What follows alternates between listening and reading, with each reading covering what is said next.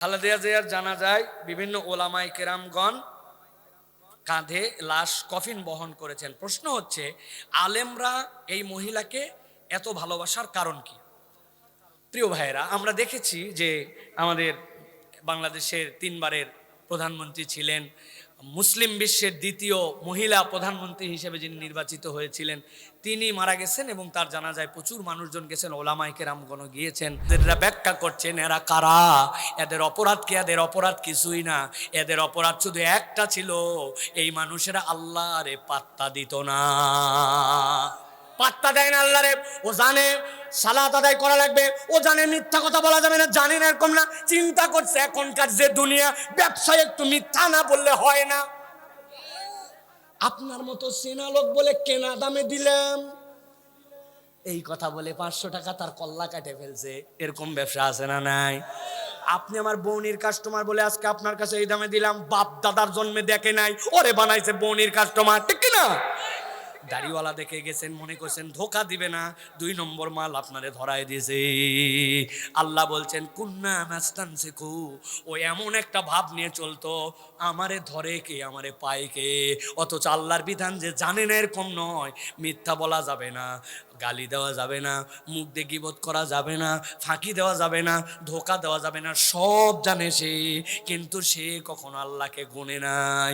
আল্লাহ বলছেন ওই দিন তাকে বসায় দিবেন, আল্লাহ বসায় দেওয়ার পরে কিতাব তাকে দিয়ে দিবেন, আর উঠতে পারবে না।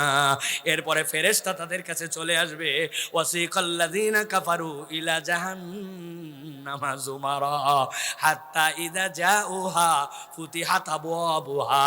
আপনার মোবাইলের দিকে আপনি তাকালে ফেস লক দেওয়া আছে, শার্ট করে আপনার মোবাইল খুলে যায়, আপনার প্যাটার্ন লক দিলে আপনার মোবাইল খুলে যায়।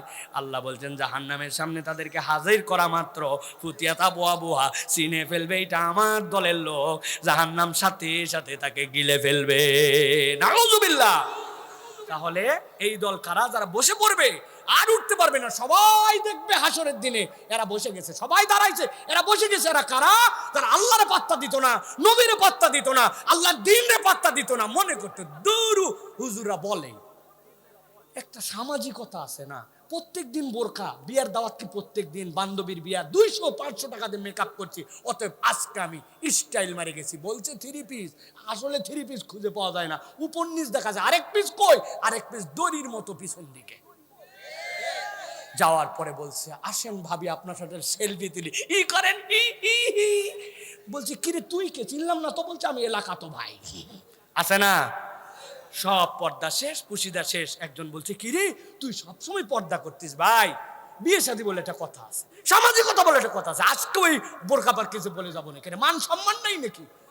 উনি ইচ্ছা মতো আল্লাহ মানে ইচ্ছা মতো বাদ দেয়, আছে না নাই?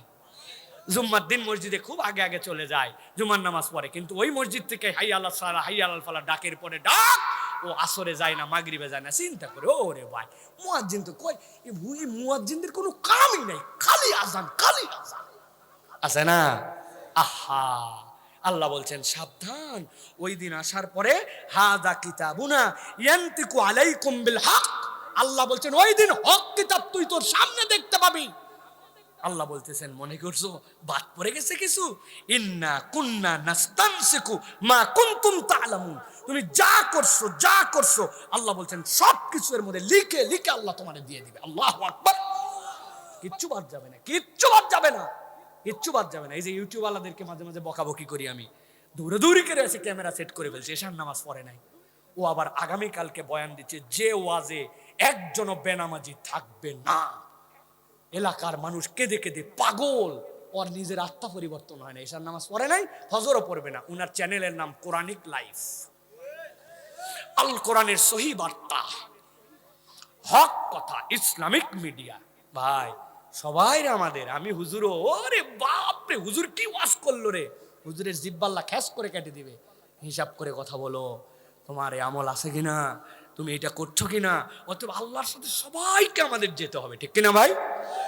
অতএব প্রিয় ভাইরা, 5 নম্বর, এটা লাস্ট পয়েন্ট আজকের যেটা, প্রিয় ভাইরা, আল্লাহ রাব্বুল আমিন বলছেন ওই দিন আল্লাহর সামনে একদল লোক উঠবে, এর এক ভয়ঙ্কর অভিজ্ঞতা। আল্লাহ বলছেন ওই মানুষগুলা কিয়ামতের দিনে যাবে, মৃত্যুকে জবাই করে দেওয়া হয়েছে, আর মৃত্যু কারো হবে না। আল্লাহ রাব্বুল আলামিন মৃত্যুকে মুক্ত করে দিয়েছেন। মনে আছে কিনা আলোচনার শুরুতে বলেছিলাম আল্লাহর সৃষ্টি 3 ধরনের আছে, মনে আছে? ক্ষণস্থায়ী মনে আছে, দীর্ঘস্থায়ী মনে আছে, আর একটা চিরস্থায়ী। ওই রূহ, যে রূহগুলা জিন আর মানুষের, আল্লাহ ওইগুলাকে রব্বুল আলামিন মৃত্যুকে জবাই করে দিয়ে আল্লাহ রব্বুল আলামিন পুনরুত্থিত করবেন। আর মৃত্যু নাই, জাহান্নামে যাবে অথবা জান্নাতে যাবে। কিন্তু আল্লাহ বলছেন এই দলের অবস্থাটা ভয়ঙ্কর হবে, এদের মৃত্যু হবে না, কিন্তু তাদের প্রাণটা এইখানে এসে আটকায় যাবে। ওই কষ্ট যে কি কষ্ট, এইটা কেবলমাত্র দুনিয়াতে মাঝে মাঝে অনেকে ফিল করছে। এমন খাবার আপনি খাইছেন, বিশেষ করে ভাপা পিঠা, ধুপি পিঠা, আছে না ভাই? খাইতে লাগে বুকের মধ্যে এমন ভাবে আটকে গেছে, পানির জন্য বলতেও পারে না, হিসকি তুলতেছে। আশপাশে যারা দেখে তারা পানি দেওয়ার জন্য আগায় আসে, ঠিক না? ও নামেও না, উঠেও না। একবার ছোট বাচ্চা কাচ্চা মার্বেল যদি খেয়ে ফেলে, পয়সা যদি খেয়ে ফেলে, আল্লাহ মাফ করুক, বাচ্চাদের থেকে সাবধানে রাখবেন। বাপ মা জানে এই সিচুয়েশন যদি হয়, ওই বাচ্চার দমও যায় না, আবার নিঃশ্বাস ফেলতেও পারে না, বাপ মা পাগল হয়ে যায়, কিন্তু কি করবে বোঝে না, ঠিক না? আল্লাহ বলছেন কিয়ামতের ময়দানে একদল লোক আসবে যাদের প্রাণটা কণ্ঠের কাছে চলে আসবে, কিন্তু প্রাণ যাবে না। আল্লাহ বলছেন এই আযাবটা কিয়ামতের দিনে তাদেরকে জাহান্নামে ঢুকানোর আগেই দেওয়া হবে। কি কারণ, কেন তাদেরকে করা হবে? আল্লাহ বলছেন ওয়ানজিরুহুম ইয়াউমাল আজিফাতি ইযিল কুলুবু লাদাল হানাজিরি কাযিমিন মালিজ যালিমিনা মিন হামিমিন ওয়া শাফিঈন ইউতা। আল্লাহ বলছেন ওই দিন তাদের প্রাণটা ওষ্ঠাগত হবে, প্রাণ যাবেও না, আবার প্রাণ ঢুকবেও না, এমন কষ্ট। আল্লাহ বলছেন ওই দিন এই দল তারা যারা আল্লাহ রাব্বুল আমিনের কাছে ওই দিন নিবন্ধিত জালেম হবে। তবে এই জালেম অন্য দিক দিয়ে নয়, এই জালেম যারা বান্দার হক নষ্ট করে আসবে। আল্লাহ বলছেন তাদের কোনো বন্ধু নাই, তাদের কোনো সাহায্যকারীও থাকবে না। আল্লাহর সাথে শিরিক করছো পণ্ডিতি করে, ওটা ভুল করে করলেও মাপ নাই, ঠিক করে করলেও মাপ নাই। তুমি মুশরিক, তোমার সব আমল বরবাদ, ঠিক না? এখন আমরা তো কেউ মুশরিক হই না, কিন্তু এমন কাজ কারবার করি যে আমরা শিরিকের মধ্যে চলে যাই, আমরা বুঝিও না। গতকালকে কারা কারা আতশবাজি ফুটাইছেন একটু হাত তোলেন। এখানে এই পার্টির সাথে কারা কারা ছিলেন, এই অসভ্যতার সাথে কারা ছিলেন? আল্লাহ দ্বীনের সাথে যেটা নাই, ইহুদি নাসারারা যেটা করে, যেটা তারা ভিন্ন বিশ্বাস নিয়ে করে, এই দিন উৎসব করলে পুরা বছর ভালো যাবে, আমরা এটা বিশ্বাস করি? এই কাজ ইসলাম করতে বলছে আমাদেরকে, তা আপনি তাহলে কেন করলেন? আপনি মুশরিকদের সাথে, আল্লাহ নবী বলছেন যে যার অনুসরণ করে সে তার সাথে হাসর নাচর হবে। আপনি মুশরিকদের কালচারের মধ্যে গেছেন, ওই দিন যাওয়ার পরে টের পাবেন, গলার মধ্যে আটকায় যাবে। ফুটানি মারছেন, বোম ফুটাইছেন, আর আনন্দ করে একটু বলছেন করলে কি হয়, ওই দিন যাওয়ার পরে টের পাবেন। এই জন্য প্রিয় ভাইরা, খবরদার। আর 2 নম্বর, বান্দার হক নষ্ট করা যাবে না, যাবে না, যাবে না।